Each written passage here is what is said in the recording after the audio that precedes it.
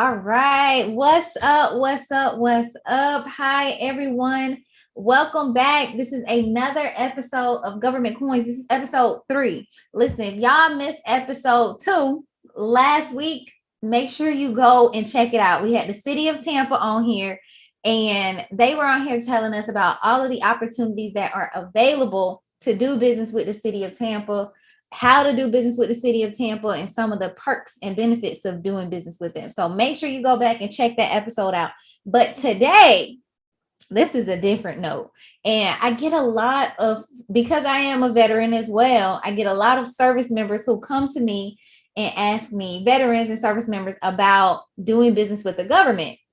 So I always try to make sure I'm reaching out and connecting people who are already in this space and can share information about their experience. So today we have the lovely Sheena Parker to come on here and tell us about how she went from a Navy officer, or not Navy officer. Let me get this right. She went from a military. All right. Hey, hold on now. Hold on. We're You know we we're just all read. sisters in arms. Yeah, we sisters in arms. We good. But so how she went from being a military officer to a government contractor. So Sheena, thank you for coming in. Thank you so much, Shakia. Thank you for having me. Super excited. I appreciate it. Like, let the people know. Tell the people about your experience. Tell them who you are.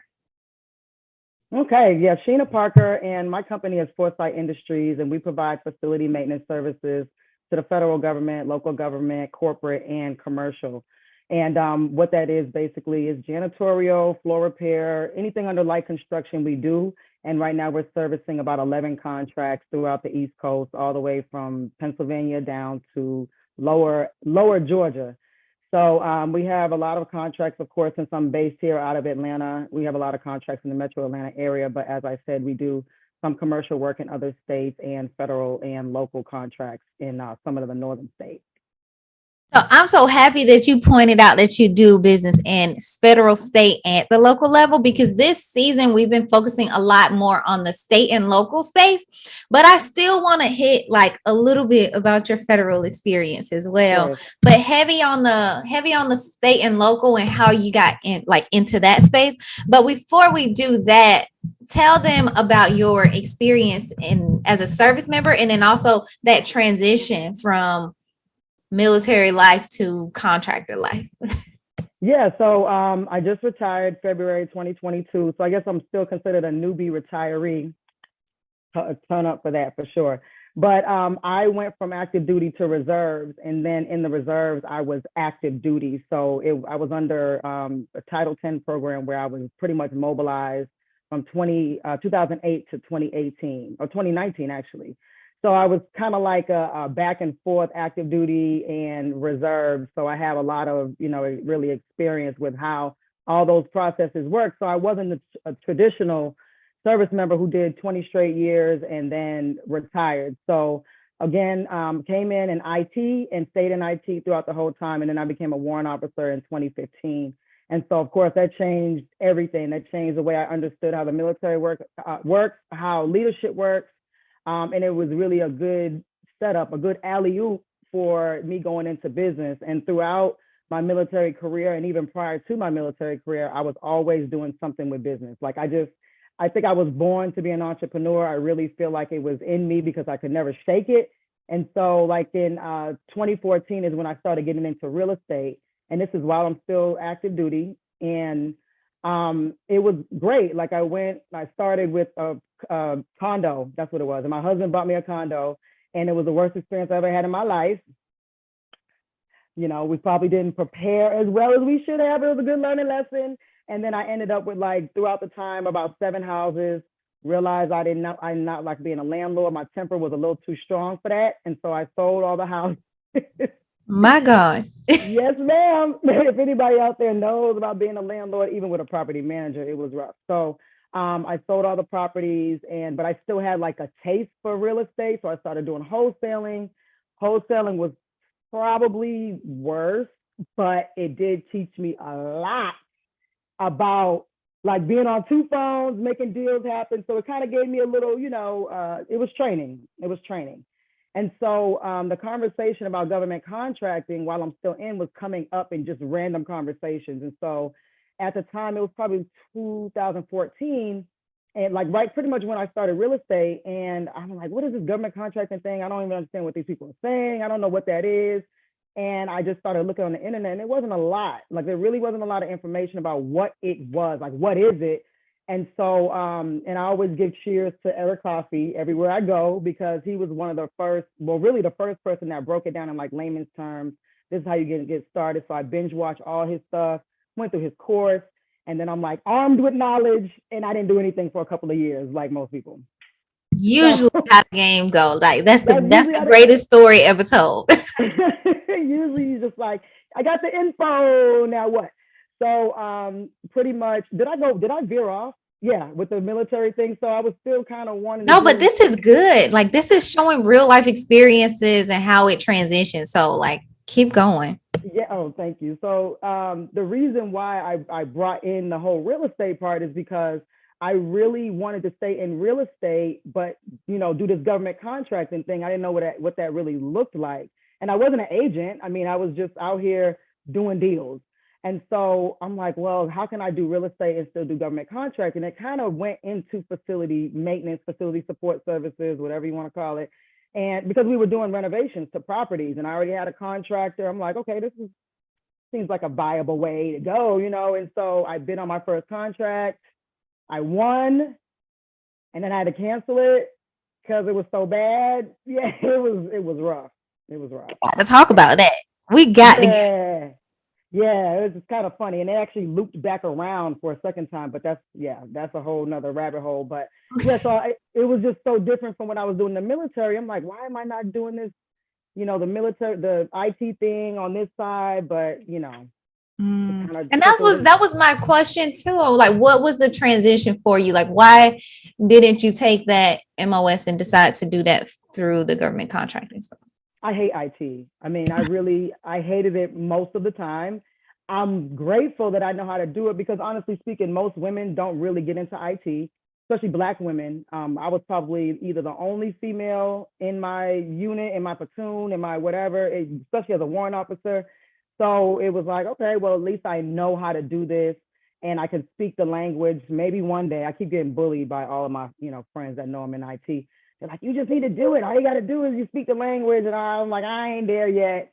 But, I know how to do it. So the transition was really just because I was doing real estate at the same time. It was not really a super hard transition. And, toward the end of my military career, I mean, COVID happened.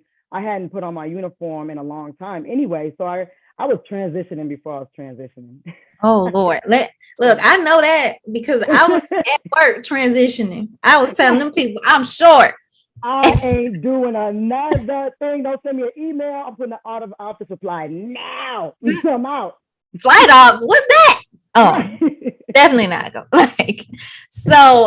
Yeah, definitely understand where you come from on that part. But seeing is how you still were able to take that experience that you had in the military to utilize that to go through, taking the knowledge that you have from your real estate experience to this facilities management. Now, I love having a conversation around facilities management because I feel like it's such a general industry, but it's also one of the ones where we don't speak enough about or talk about it enough. So can we share a little bit about like some of the work that you do in the facilities industry as a facilities management company? Yeah, and that's actually a good question because a lot of people are like, I could see the short circuits in their mind when I say facility, like what? But it really was kind of when I had my first contract, it was flooring. So I'm like, okay, boom, this is facilities. So I thought I was going to be a flooring contractor. And moving forward, when I hired someone to help me do contracts, she was like, you should do this janitorial thing. And I'm like, janitorial? What? Me? But it ends up being under facility support services or facility maintenance. Sometimes it's included with other contracts. So we do janitorial, floor repair, painting, laundry. I have a litter pickup contract, and that's at the local level. We have, again, like the state of Delaware, that's all janitorial, but sometimes they want us to do like random things like, well, even with specialty cleaning, that's not cleaning. That's not general cleaning. It's specialty cleaning. So it's the same but different because you have to have training and other special. It's different. It's just a little different with how they categorize it. We have with Atlanta Public Schools, we have welding, pressure washing. Pressure washing is my fave. We have masonry work with Knoxville College. We have window cleaning, like high level window cleaning for, you know, several feet in the air where you have to use like the harness and everything. So that's kind of still under, it's covered under facility maintenance. And it's hard to really just say this is what we do when sometimes we'll end up, someone says, hey, can you do this? And I'm like, actually, yeah, we can. We just haven't done it yet. But I mean, who says, yeah, we're a litter pickup company? Like no one's saying that, but it's still considered under like grounds maintenance and that type of thing. And that's what I love about that one. I will definitely say it does, because you get a lot of people who say, I just want to provide something to the government and whatever I can provide to them, like facilities management. Once you get into that space, you know, like she said, Sheena has a number of different things that her company is able to provide. So you have to start thinking about it from the aspect of, you know, what does this agency need? Well, they operate out of a building. Sheena can do any of the work that comes down to the management and the maintenance in that particular space. So that's a good look when it comes down to that. So, all right. Next one is, so, and also y'all heard all these contracts she just outlined that she had. So at the end of this, Sheena, do you work with subcontractors? I work with subcontractors. All right. I pretty much exclusively, because I know we're probably going to talk about this middleman thing. Oh, I wasn't going to talk about it because I don't even play the game. Tell you right now, I'll be quick. Thank you. But when I say subcontractor, I'm talking about being able to partner with a company to go after these opportunities together. Families building families together, everybody eating. Like that's what I'm talking about. Not the middleman thing.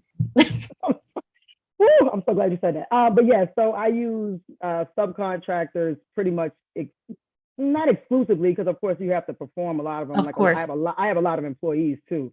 So I do the subcontract work for the specialty skills, like, you know, the plumbing and the masonry work. Got you. Now, y'all heard how that worked out. Now, she said something, and I want you to say and explain a little bit more about this, Sheena. You have to do a certain amount of the work. Yes. I mean, and, you know, at the state level, it can be a little different. Some contracts spell out, you cannot use a subcontractor, period, especially in janitorial. They say that pretty frequently, but they understand with some construction work that you're going to be subbing out. Like on the federal level, especially when it comes to a set aside, it's 85% you can sub out. So, I mean, that's like damn near the whole thing. But just still making sure that you know, I mean, it's not just about what the law says. If you're subcontracting, you got to trust someone with your business. So that was a problem for me. I'm like, so you're going on my behalf and I have no idea how you handle business. Like that was the main thing that made me say, no, I have been working with my contractor for years. So I was comfortable with his ability and what he did. But when I started branching out to these other states and stuff, I was like, I need to look at you with the side eye. Like, I don't know how you do business. You may do a lot of work for millions of dollars, but that doesn't mean you do business like me. You know, I really we pride ourselves on communication. And that's what a lot of some of our agencies will do, like a what is that thing called? We'll do a survey and just ask, like, evaluations. That's one evaluation get in the military. Right, because you know it's not automatic when it comes to state and local and commercial and stuff. So we'll ask, like, what are the main things that you like about us? Because we're not going to be the lowest bidder typically. And they're like, you just actually communicate and do what you say you're going to do. And I'm like, damn, that's a thing. Like, people are just really not doing what they're supposed to do. And so that's one of our things. Like, we make buildings beautiful again. And that's all people want. That's all people want. I like that. We had someone in the audience just speak to asking if you out, or if you do electrical work under facilities management. And I'm like, yes, she may be looking for subcontractors, so don't worry, we'll get to that point. I'm always looking for subcontractors. Okay, so let's hop back into our questionnaire because we done went off. So I know. My bad. we went off subject. We didn't skip some stuff. Okay, so let's get back to this first contract that you won. And because this question is around what are some mistakes that you made early on that you learned from? Or what are some mistakes that you made early or you are happy that you learned from early? Well, definitely with that first contract, knowing my pricing, I mean, that goes back to knowing, your subcontractor. Now, my subcontractor that I used at the beginning, I didn't know he was extremely high. I didn't know that his pricing was, because even after we bid on other things, you look at the bid results and you're like, I'm quadruple what everyone else is, which is extremely embarrassing.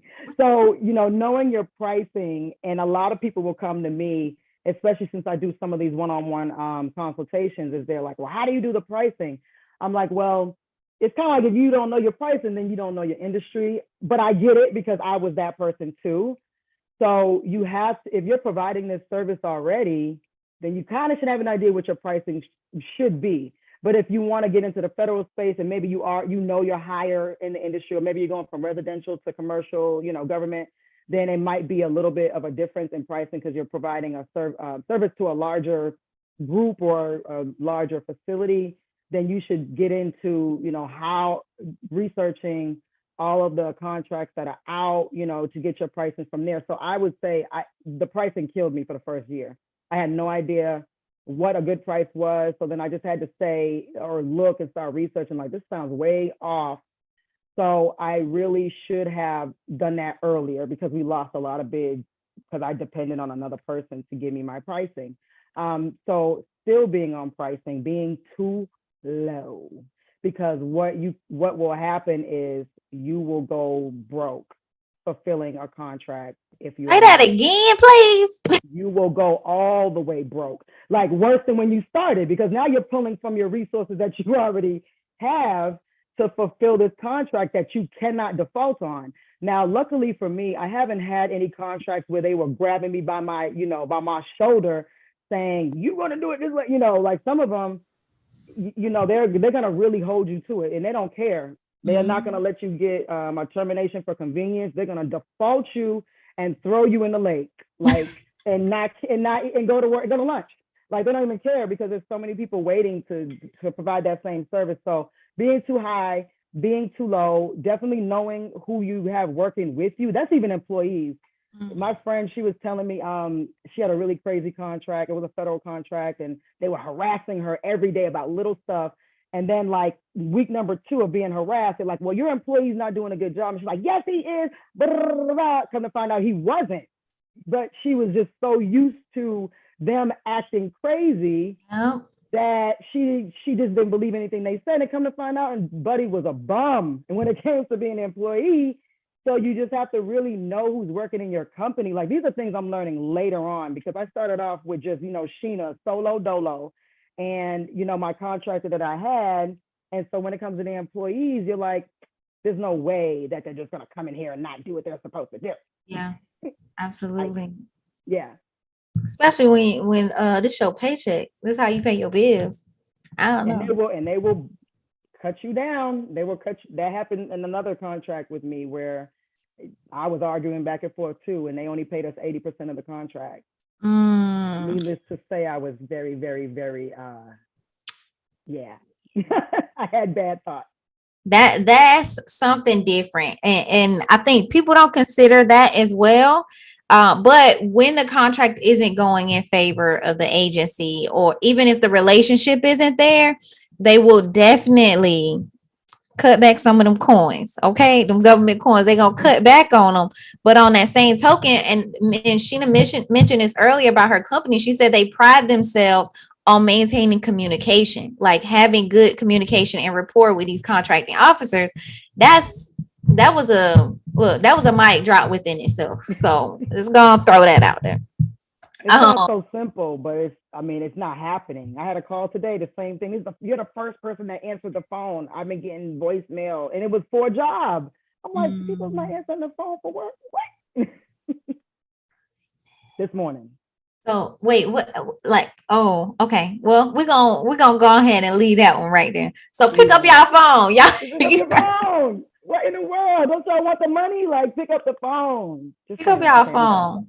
Yes, I will say I've been experiencing that recently with my transition. So into like the real estate realm of things, like and on the commercial side, it is a lot harder to get the commercial agents on the phone. Like you have to go through a series of phone calls, text messages, emails before you talk to somebody. So I understand. I understand where they coming from. I would say that.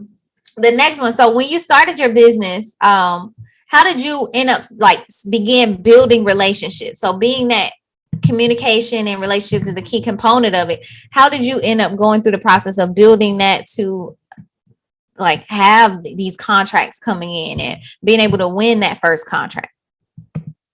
Well, to be honest, I mean, I'm very much so an introvert, contrary to popular belief. So when I first started, people like, you have to build relationships. I was like, I'm a rebel and I'm going to do it the way I want to do it. Of course, that slowed me down. So I just went out there and bid. I didn't really have any relationships. My first really almost all of my contracts, I didn't know a single soul. It was a regular bid.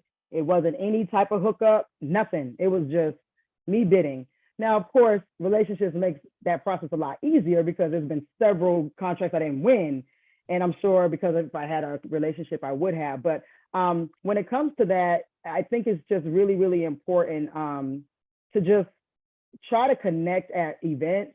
Sometimes that's hard. I like going to events and I hold a lot of those people accountable, like the ones that are sitting up on the panel and they say they want to do supply diversity. That's more on the corporate side.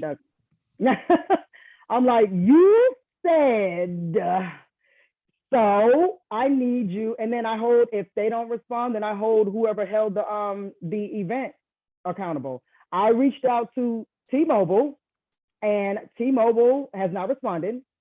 So could you please contact T-Mobile and have them contact me? So when sound real strong, Sheena. It is because I get really upset that I wasted my time and my money to go do this, and you said you're going to do something and you don't do it. Now, of course, I can't hunt everyone down, but generally speaking, when it comes to events, sometimes just getting in front of the people. This is an old industry. Government contracting, there's older people in these jobs. They don't like a lot of emails. They don't like a lot of fluff in the emails. They want to see your face. Now, whether that's a gift or a curse, that depends on who you're dealing with, if you could read between the lines. But I mean, there's been times where I've gone to events and couldn't get some sort of application completed because of one reason or another. That particular company was there, spoke face to face, and then boom, I was able to get that rectified in person. So it's going to events is really important. And then just, sometimes reaching out, you can get really discouraged when you send out 200 emails to contracting officers, or the SBA has a lot of those programs for set asides and all that. If you reach out and you don't get anyone, you could be discouraged, but just try. I mean, if you really think about it, it doesn't cost you any money. People will pay thousands of dollars to go to a class, not do anything with it, but then I want to send an email or even make a phone call. I'm not a phone call person, but I do it if I have to. But call and email that doesn't cost you any money. It costs you a little bit of time, and you could potentially have a really good connection. And then partnering, you meet people at these events partnering. And I think now I'm finally getting into that really, really strong. Instead of doing the bidding route, I'm really building the relationships with people that are already, in the industry or already, they have the set aside that I don't have yet, or I don't have at all. And it just makes it a little bit better. Did I answer your question? See that. I feel like I went off. No, you did. And you kind of segued into our next question too, to talk about partnerships, where do you find these partners and how do you meet these partners? But also, how do you vet partners?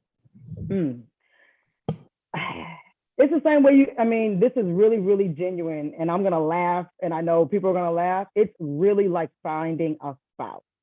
I mean, it's almost more, this is the money. If you're partnering, right? you are more than likely going to partner with large contracts.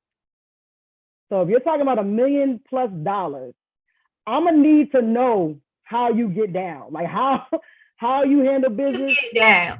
I need to know because it can go really bad really quickly, and especially when you're a smaller business, or even brand new, you don't have the money to fight them. They can just screw you over, and they have the lawyers to pay for you, and you'll be worse than what you started, and you're mad and you're jaded because you're like, this government contracting is crap. Sheena told me to partner, and I got screwed over by this company. I never want to do this again. But you have to really vet them ahead of time and let them know there's a reason why they're partnering with you. It's either going to be location or it's going to be set aside designation. So if it's set aside designation, especially, you hold the card. They cannot get it without you, or else they wouldn't be using you. So you have to make sure that you understand exactly what they are asking of you, exactly what they're going to give you. So if you have a teaming agreement or something like that, you have to make sure that, is it going to be percentage based on the contract value? Because you can have an overall teaming agreement and it's like whatever we bid on and win, then we'll renegotiate another teaming contract for that specific contract, or just flat amount, like, hey, whatever you are actually performing, like I said, the 85, 15%. So we're going to be doing all the grunt work. So we'll get 85% of the profit.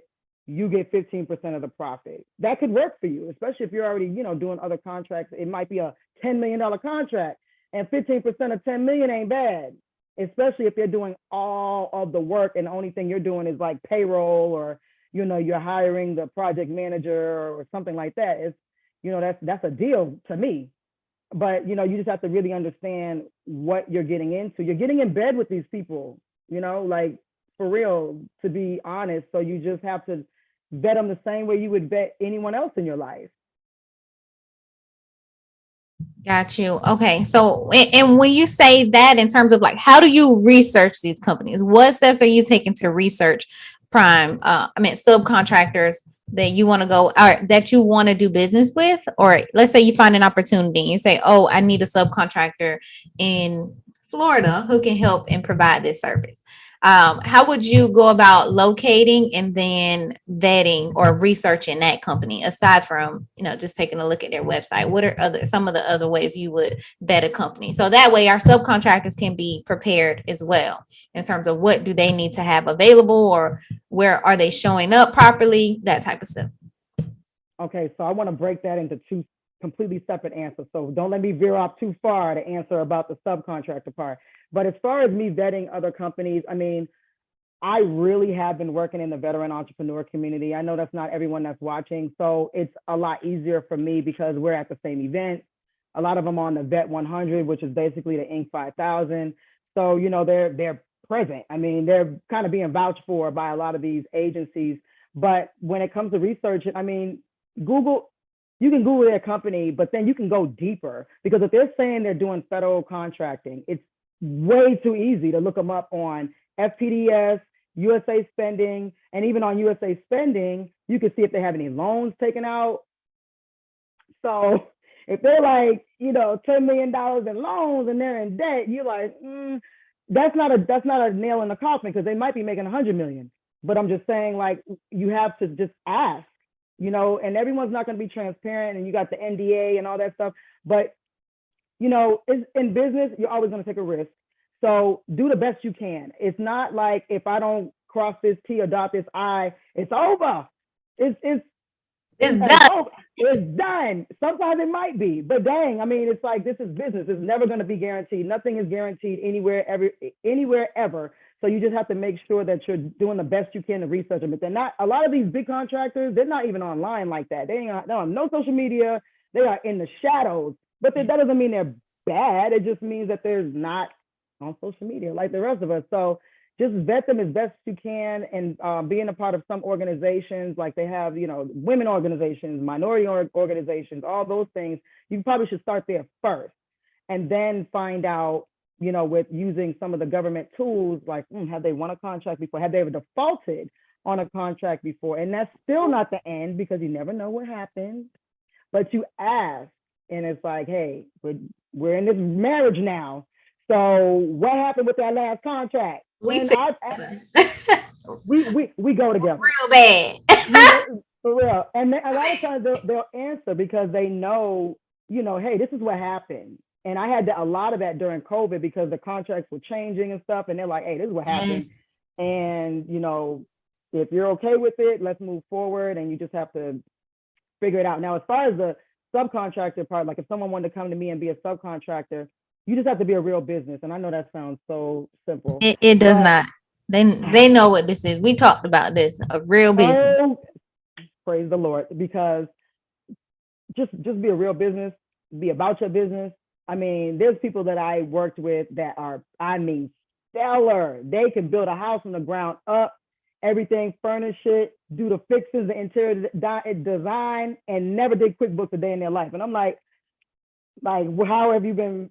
Like, no system? Like, you don't have nothing? So I'm like, okay, I'm okay with that, but I need you to really be on your stuff. And for me, communication is the absolute most important thing to me. Like, I get real crazy when people don't communicate and it comes to my money. Like, because I'm saying, hey, where's your people at? Why are they not at this site? And you just ignore me until it's time that you want to answer, you can't work with me. That's the end of this relationship forever. Just saying.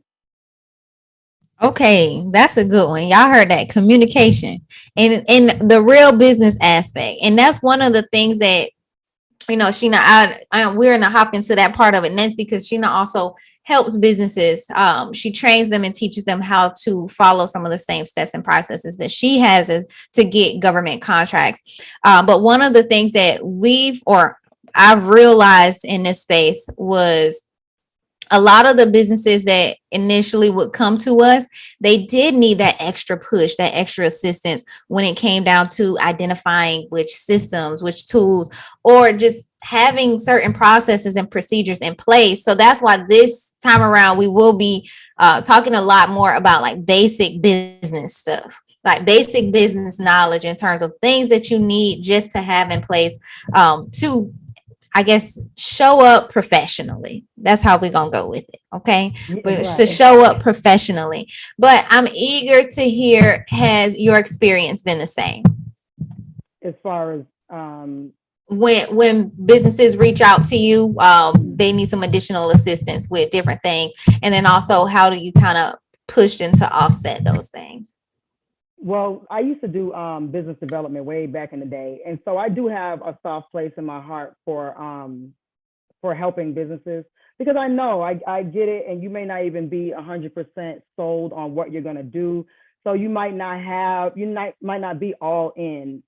I almost rather that than someone who just throws money at something like, yeah, I'm about to start this new company. And then they put $20,000 on the table and then they're just, not really putting in the work. So I almost rather you put in the work, but then your business stuff is just kind of like lagging and you do need to push. So I do the consultations. Like I will do a consultation with somebody and they're like, look, I do this and I don't know what the hell I'm doing from that. And so I will push them and hopefully, because sometimes it's hard to get all this information and you're like, I don't even know how to break it down. So then of course I was bullied into doing this course. GovCon for winners drops at the end of the month. That has been a whole journey within itself. But it's really teaching people how to be 3-tier contractors. And when by 3-tier, I mean like you're doing federal, local, and corporate. And so in commercial too, corporate commercial is the same, but not the same. But that usually corporate has a supply diversity goal. So you can go in that route if you're not just going to deal with a company organically, if you will. So, I'm teaching people that you don't just have to go one route, because I know a lot of people are saying you need to just stick to one route, but that's how they feel about it. And with me, there was 9 months of me and my team bidding on stuff and we won nothing. So, that does something to your spirit. You're like, man, it does something to your spirit. And then in 1 week we won 6 contracts. So it's like, but they were mixed up with federal and local. And so, but then you go over to the commercial side, usually they pay a little bit more. It's just sometimes a little easier to work with. So, you're like, well, when I'm getting pissed off with federal over here, then I'm gonna slide over to local. I don't know. Maybe that's just a Sheena thing, a Sheena-ism. But really, I want people to put their best foot forward and not just bid on just federal and not win anything for 2 years. And then just they slow down the amount of bidding that they do, and they get frustrated, and they're like, I don't want to do this. It doesn't really work. But if you're at multiple levels, you're like, okay, you build your business confidence, you get your systems in place because you have to. Amen. And then it just moves from there. I'm with you on that. Listen, y'all, this has been such a good episode. Y'all got questions? Go ahead and drop them in the chat because I got like 2 more questions for Sheena. But y'all got questions, y'all need to go ahead and drop them in the chat now, like right now. Right now. Right now. But also, so there's one final question. Oh, well, we have 2. But what advice can you provide to business owners who are just getting started in the space, or they've been considering getting started in the space? To just jump out there and bid. It costs you nothing. I mean, there's some steps, of course, that you can take, like to put your best foot forward. But I would say step 1A is go on sam.gov and look at the stuff in your industry. And then you can get some of the verbiage. Like look at the awards on sam.gov. And sometimes they'll have the award info in there, like the actual document, like ABC company was awarded $1 million for janitorial for 5 years. And you're like, wow, that's a good, that's the pricing I need to be going for. So, and then you look at, and you can look at match that up with the solicitation to see how many square feet that is. That can give you kind of a price range of what you're going to be doing. So you can do the research. I didn't do any of that when I first started. I just kind of jumped out there and bid and hope for the best. So, there's different ways you can do it. You can partner. So you're partnering with someone. I would say if you're trying to look for the path of least resistance, if you will, then learn under someone else's tutelage that has been doing it, but just making sure that you're like, hey, I'm still a real business, so don't try to play me. And you can't get this contract without me, whether it's geographical or set aside based. Yeah. And you're working with them in order to, build your systems, because everything that they submit on your behalf, you can just take that and use it. I mean, that's a part of the game. That's not anything secret. All right. That's a good one. Oh, we didn't even bring up certifications at all.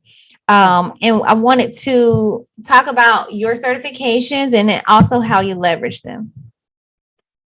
Woo, certifications. Girl, listen, this is always a topic that I have to give a disclaimer about. Like, don't go certification crazy. Get the ones that make sense. But let's just talk about which ones that make sense to you and which ones have been the most beneficial. Let's put it that way. Okay. So I would say on the federal side, when it comes to certifications, because, they have the corporate certifications. Corporate certifications, you have to pay for. So I don't even know how to, I think that's a whole separate topic. So if we're talking about federal exclusively, they're free. I would say all but 8A, get them if you have time, or hire someone, for a decent price, because people are charging $5,000 to get the woman-owned certification when it literally takes you about maybe 45 minutes to complete. So that's up to you. If you got the money and you can do it and you trust the person, great. Because I used to do certifications for people, I swear it was like crackhead prices, because I wanted people to get it. I just wanted you to get it and then leverage it and then move on.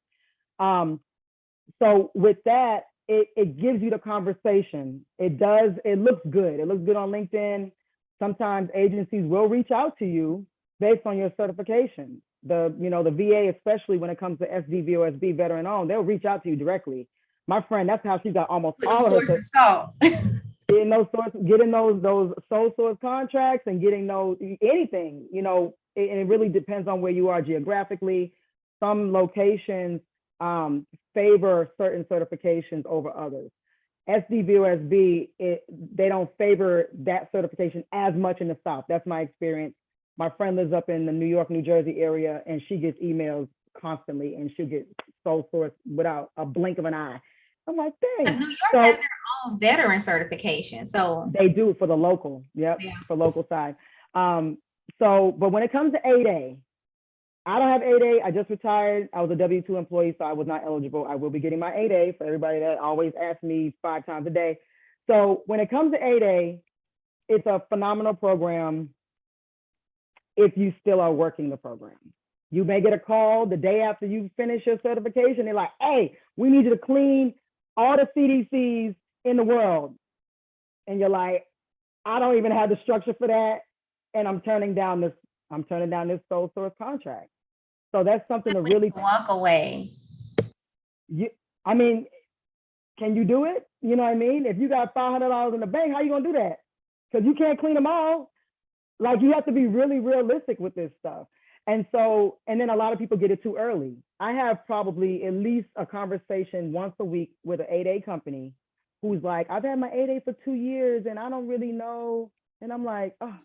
So I used to say, don't get it until you well in the business. But then I met someone who had been in their business for like 20 years, and they got their 8A.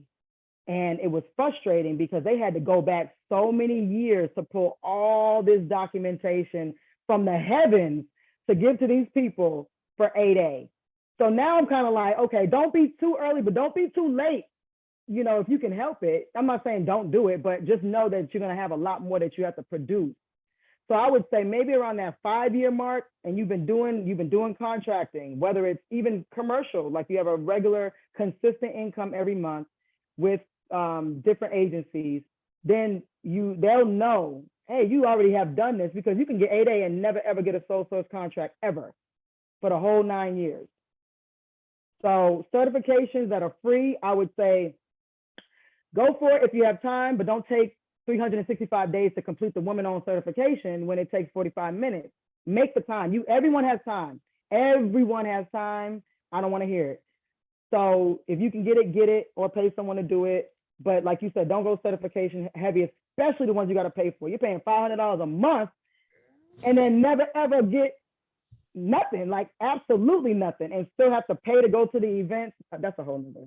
Yeah. You know, we could talk about that offline as well if you need someone to vent to. We can have that conversation. But yeah, Sheena, tell people how they can connect with you and how can they learn more about your company. Yeah, I'm on everything. So Sheena Parker on LinkedIn. Again, my company is Foresight Industries, so you can just look us up. It's Foresight, the number 4 SYT Industries, and I am on IG. I'm on YouTube, and I'm on, what else am I on? IG and YouTube as Sheenapreneur. So again, I said I was gonna say we dropped them in the they're in the, you can also click on the links in the description box. We already have them added into the description box, so you can go ahead and connect with her and subscribe to her YouTube channel, y'all. That's a whole nother journey that I've been dealing with. But my course dropping at the end of the month, GovCon for Winners, will be available, and just getting some emails together so I can send it out to that first group, because that's the cheapest it's ever going to be. And again, I am teaching three-tier contracting. I mean, compared to some of my peers in this industry, teaching you how to get started, I'm going deeper than that. Like, I'm going way deep into the FAR, deep into, these are my experiences, deep into like real world explanations of how things are supposed to work. I just dropped in the chat to GovCon for Winners, but someone said they just subscribed to your YouTube channel. Yes, I need all numbers. And I need all of them. And so for GovCon for Winners, how will they find that? By going to your Instagram page as well? Yeah, they can find that on the information on that, because I'm going to do a promo video and get all the emails, and then boop, August 31st. All right, y'all heard that. The link's in the bio. You don't even got to do no work. We already did the work for you. Huge shout out to our podcast manager, Hannah. I shout out Hannah every episode because there is no way I would be able to do this without Hannah. So huge shout out to Hannah. She's already put the links in the description section. check out all of the content that Sheena's already putting out, because she constantly drops information about government contracting. The reason that I love this space, and I feel like I love seeing other women, Black women in this space, and just Black men as well. I love seeing just us in this space and being able to share this information and help one another, because we actually really do it. And I'm in the field. You will hear. I didn't hear about it. I'm in the field. Sheena has. You will hear. Sheena has put up code base. Sheena has painted. So I just had to say that. Listen, that's what I was going to say. You will hear the battle stories. You will hear. You ain't gonna hear about how I won this contract in my basement and I hired 40,000 people in 20 minutes. We ain't them people, and I try to make sure that I don't bring them people and put them in front of you either. But what I will say is that anytime someone's on here, definitely do the work to reach out, connect with them. And that was just feeding into the next one. How do people connect with you if you want to leave some contact information, or you prefer them just go to your website and reach out that way? I prefer Instagram or LinkedIn, because people will call me. I'm sorry, I am not a phone person, because I'm always like, I've had about 50 calls since we've been on this. Like, I cannot handle any type of phone conversation.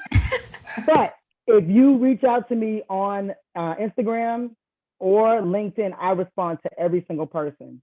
And so if you wanted to dig, I'll answer some questions as well. Like, if I have time, I'll answer questions, but I do prefer, a consultation, it only makes sense because you can just say, okay, I got 90 questions and we're going to try to get through all 90 of these questions in this hour. And I'm going to give you the real answer. I'm not setting you up for you to buy the course. I'm not setting you up for another consultation. I'm helping you, like, really giving you the answers that you need to hear. And people will be like, oh my God, like, I don't even know. I got to go and sit down and defrag from this conversation, because I'm not just feeding you a dream. I'm giving you the answers that you really, really need, and trying to give you that biz dev, because you're not understanding that this is real. This is a real business. You will go to jail. You will be hurt. You will be broke. You will all these things, or you could be a multimillionaire overnight. So you choose. Figure it out.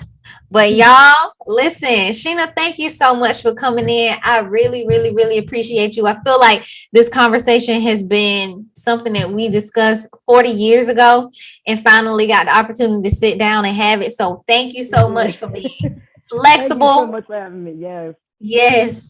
So y'all, that's it. That is the end. That's the wrap up of episode 3 of the Government Coins podcast.